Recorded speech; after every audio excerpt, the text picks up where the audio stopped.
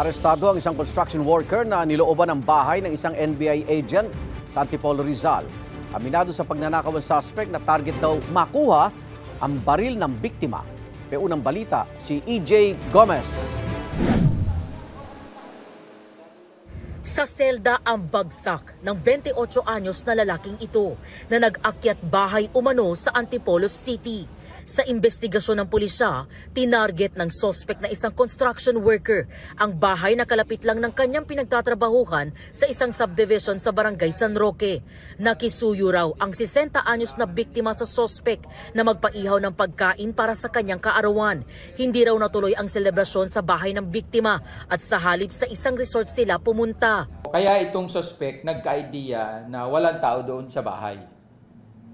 So during the occasion, yung suspect ay agad-agad na pumunta doon sa bahay. Open kasi yun yung parking open, nandoon yung hagdan.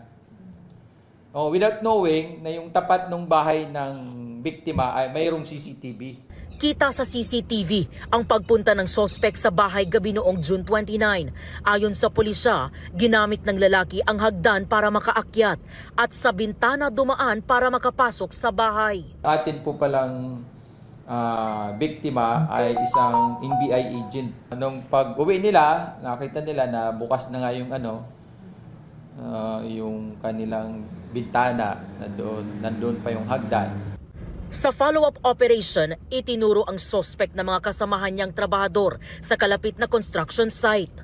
In-identify ng dalawa nilang kasamahan na yung nasa CCTV, yung kasamahan nila na itong suspect na ito.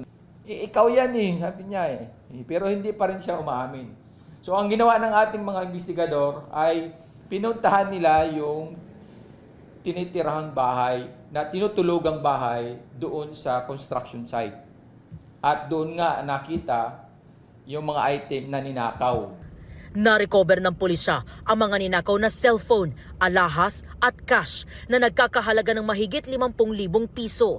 Sa sako naman ng semento, nakuha ang ninakaw na baril ng suspect. Aminado si alias Danilo sa pagnanakaw. Gusto raw niyang magkaroon ng baril para maipaghiganti umano ang kapatid niyang nasawi nito lang Abril dahil sa pamamaril. Dokteriya ko lang po talaga yung baril. Bakit sir? Saan gagamitin ang baril? Gusto ko lang makabawi sa kapatid ko. Hindi ko naman alam na ganito dadanasin. Dinaril po kasi kapatid ko. Sasampahan ng reklamong robbery ang suspect na nakapiit sa custodial facility ng Antipolo Component City Police Station. Itong unang balita. EJ Gomez para sa GMA Integrated News.